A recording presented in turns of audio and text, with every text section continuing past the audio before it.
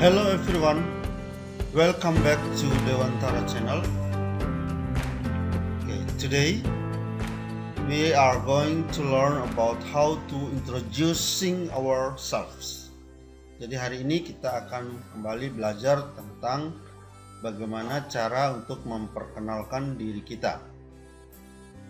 In this chapter there are some materials, ada beberapa hal yang perlu kita ketahui ketika kita ingin memperkenalkan diri. When we want to introducing ourselves. Yang pertama, it is about grammar. It consists of to be and to have and also pronouns. Jadi dalam grammar itu nanti yang akan kita pelajari di sini adalah penggunaan to be dan to have dan juga pronoun. Selain itu dalam memperkenalkan diri juga, introducing ourselves, juga kita akan mengetahui atau mempelajari about cultural awareness. Before we learn more about grammar and cultural awareness, yang pertama, the first one, we have to know first about the information. What information do we usually share when introducing ourselves? Jadi ini adalah beberapa hal penting, informasi-informasi yang perlu kita ketahui when we want to introducing ourselves. The first is name. Jadi nama itu merupakan hal yang sangat penting. Pertama dalam memperkenalkan diri itu, yang kita perkenalkan itu adalah nama, name. When we talk about name, here is how to introduce yourself. Di sini kita menggunakan kata hi. Hi, for example, hi, I'm Rudy Hartono. You can call me Rudy. This is for informal. Jadi ini situasi yang seperti ini untuk situasi yang informal. Kita menggunakan kata hi, I'm Rudy Hartono. Hi, I'm Jeffrey. Hi, I'm Jeffrey Hendrawan. You can call me Jeffrey. Next, sebagai contoh yang berikut, for next example, may I introduce myself? My name is Rudy Hartono. You can call me Rudy. Untuk contoh yang ini adalah for formal situation. Jadi dalam situasi formal kita menggunakan bahasa yang seperti ini. Jadi ada sebelumnya kita sampaikan terlebih dahulu, may I introduce myself? Atau contoh lain kita bisa menggunakan let me introduce myself.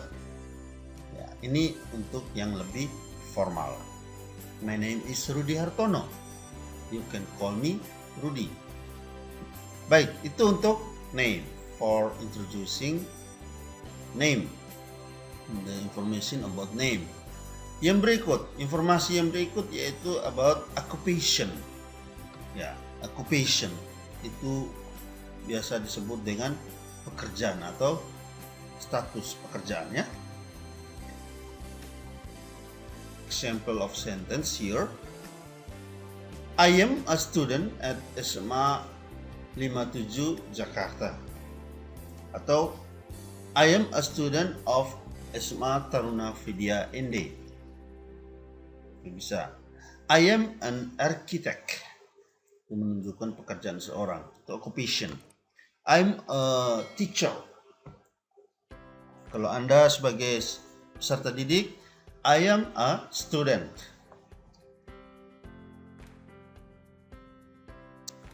Information yang berikut yaitu about origin atau asal muasal kita, berasal dari mana. Di sini sebagai contoh, I am from Canada. I was born in Jakarta, but I grew up in Semarang.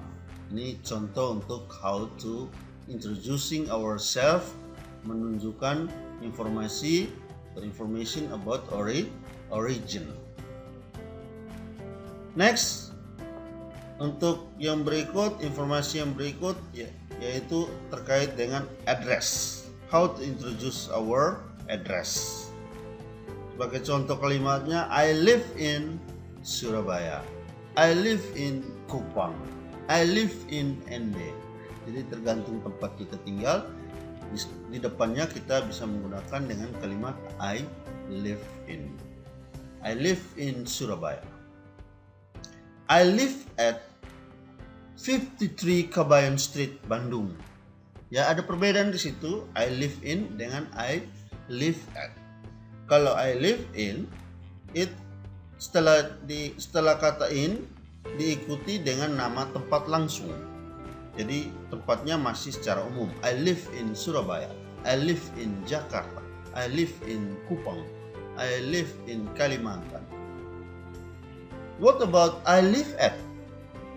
Kalau kita menunjukkan I live at, di situ ada keterangan lebih jelas jalan apa, ya, di tempat yang kita tunjukkan di situ tempatnya lebih terperinci. I live at 53 Kabayan Street. I live at Anggrek Street. I live at Ahmad Yani Street, Kupang. I live at Altari Street, Ende. Jadi dia lebih fokus kalau menggunakan at, dia lebih terperinci ke jalan. Yang berikut, informasi yang berikut about family. Introducing ourselves about family. I live with my parents in Semarang. I live with my parents in Semarang. Jadi dia menunjukkan bahwa parents-nya tinggal di Semarang. I don't have any brothers or sisters. Di sini dia memperkenalkan bahwa dia tidak mempunyai seorang saudara ataupun saudara-saudari. Kalau mau menunjukkan bahwa dia mempunyai saudara atau saudari perempuannya, kita bisa menyampaikan dengan kalimat seperti begini. I have 3 brothers. Misalnya saya mempunyai 3 orang saudara. I have 3 brothers and 2 sisters. Jadi saya mempunyai 3 orang saudara dan 2 orang saudari. Next, information yang berikut, hobi. Ya, kita dalam memperkenalkan diri, kita juga bisa menyampaikan hobi. I like cooking. Jadi bisa menggunakan kalimat I like. I like cooking very much. I like swimming very much. I like reading very much. Jadi di sini menunjukkan kesukaan dia, ya. Kesukaan bisa cooking, reading. Kalau hobinya itu memasak, cooking. Kalau hobinya olahraga, ya, olahraga misalnya swimming, playing football. Kalau hobinya membaca, reading. Juga kita bisa menggunakan dengan kalimat seperti ini. Traveling is my hobby. Traveling itu dia melakukan perjalanan, suka melakukan perjalanan. Atau singing is my hobby. Jadi menyanyi itu adalah hobi saya. Oke, itu cara kita dalam memperkenalkan diri untuk introducing ourselves about hobby. Yang berikut, we talk about cultural awareness. Dalam introducing ourselves, ya, hubungan dengan cultural awareness di sini, in English we use a full name or a family name.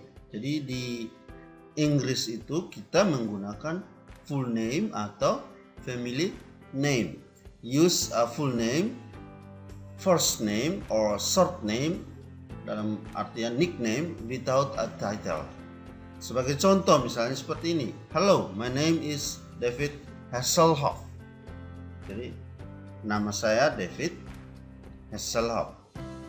Nice to meet you, Mr. Hasselhoff. Di Inggris, ya, nickname yang dipanggil Mr. Hasselhoff. Ya, in English we use full name or family name sebagai nickname. Sedangkan in Indonesia, people tend to address a person by using the first name. Jadi kita di Indonesia itu nama yang first name itu ya menjadi nama yang disebut sebagai nama panggilan. This may happen because most Indonesians do not have family names. Ya, for example, ya, nama saya Rudi Wijaknarko. Oh, hello Pak Rudi.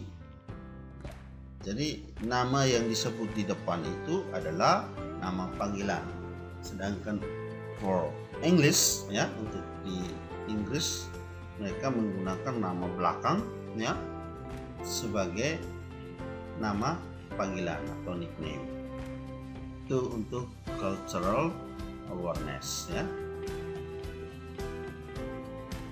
Ya, we talk about grammar in action. Penggunaan grammar dalam introducing ourselves. Bagaimana kita memperkenalkan diri, ya, how to introducing ourselves dengan menggunakan to be and to have.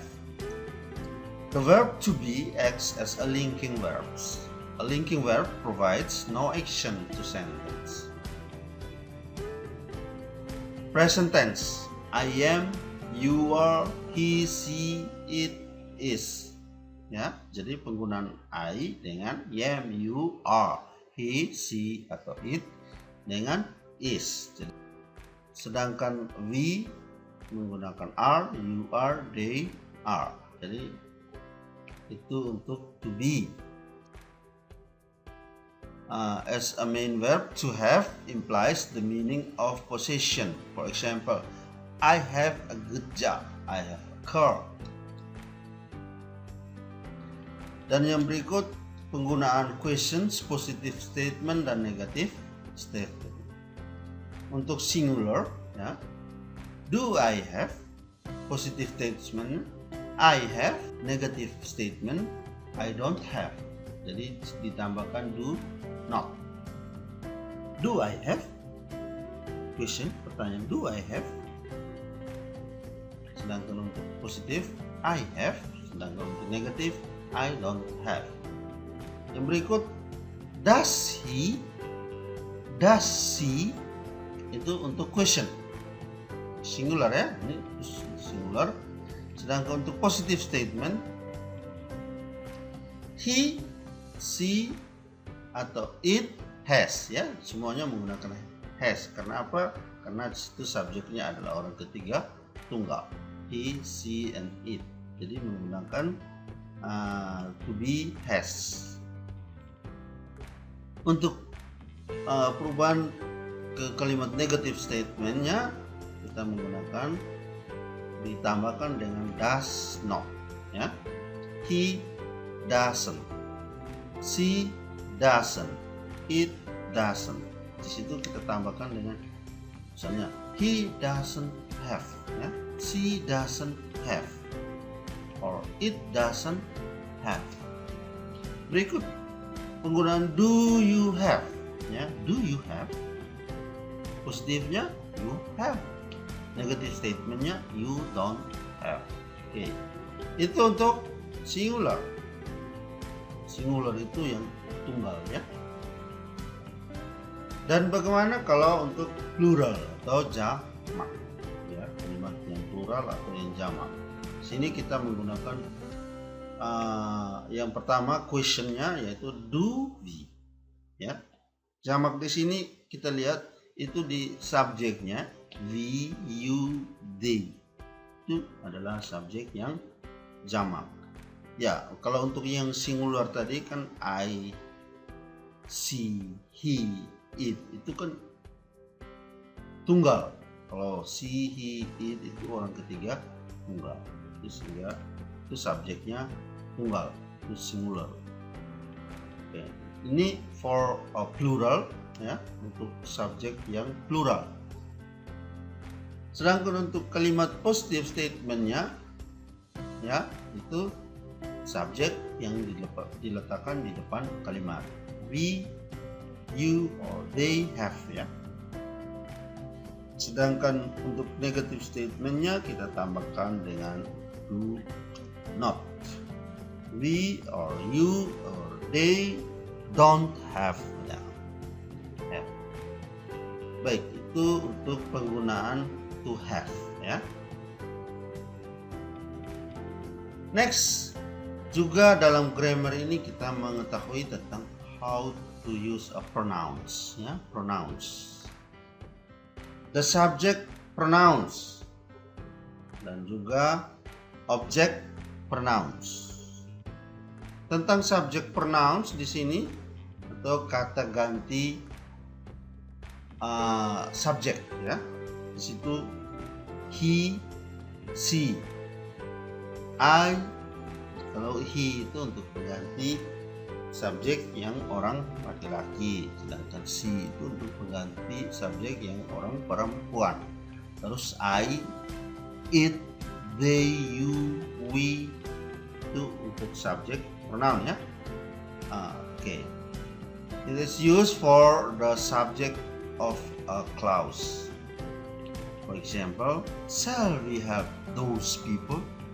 Jadi kata we di situ adalah subjective pronoun. Yang berikut objective pronouns. Objective pronouns itu sebagai objek ya, kata ganti objek ya, kata ganti tadi subjek, sekarang objek. Ya.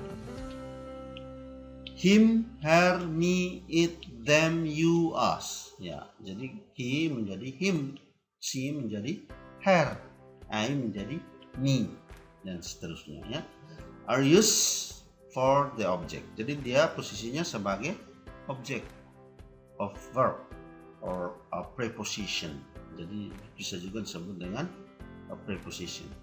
Sebagai contoh misalnya, Mary saw him on the street. Jadi Mary menjadi dia di sini sebagai objek. Kenapa? Karena diletakkan di belakang kata kerja. Mary sebagai subjek. Mary saw him on the street. Jadi, him di sini sebagai objek. Jadi objective pronouns. Ya. Next, rising and falling intonation. Jadi intonasi yang kapan meninggi dan kapan merendah ya, turun dan naik. Rising intonation is used for interrogative questions. Jadi untuk kalimat interrogative itu kalimat tanya ya, kalimat tanya. Are they students? Rising ya, rising intonation. Are they students? Are you Mr. Smith? Oke. Juga ada falling intonation is used for statement and WH questions ya.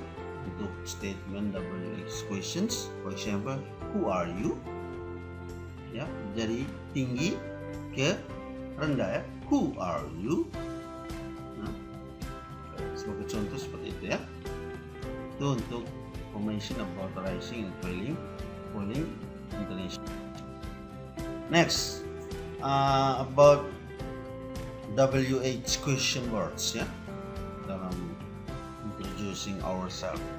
Kita harus tahu juga tentang the use of WH. We use question words to ask a certain types of questions. We often refer to them as WH words because they include the letters WH, what. Jadi WH itu apa saja? Yang pertama what, who, why, when, where, and H-nya how. Question words what. Ya, jadi di sini what.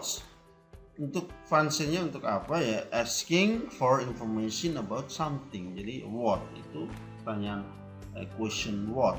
Kata what itu untuk mengetahui information about something. Contoh, for example, like what is your name? Jadi mengetahui nama, informasi tentang nama, penggunaan what. Yang berikut, next, when. Jika kita mengatakan kata when, ya question words-nya when. Concern-nya ya untuk asking about time. Jadi penggunaan when itu untuk mengetahui information about time atau penggunaan waktu. When sebagai contoh, for example, when were you born? Ya.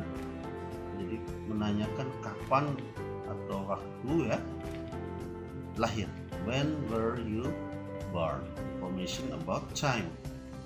Yang berikut question words about where. Where itu adalah tempat. Menanyakan atau information about place ya. Asking in or at about place or position. Jadi menanyakan position, place atau place. For example, kalimatnya ya on the sentence, where do you live? Ya, where do you live? Ya, yang berikut which. Penggunaan which dalam question words. Yang mana? It is about asking choice ya, asking about choice atau pilihan. Which house is yours? Jadi di situ dia menanya kita sebagai contoh, misalnya ada beberapa rumah di situ. Ditanyakan which house is yours? Ya, rumah Anda itu yang mana di antara beberapa rumah itu? Jadi choice ya, pilihan.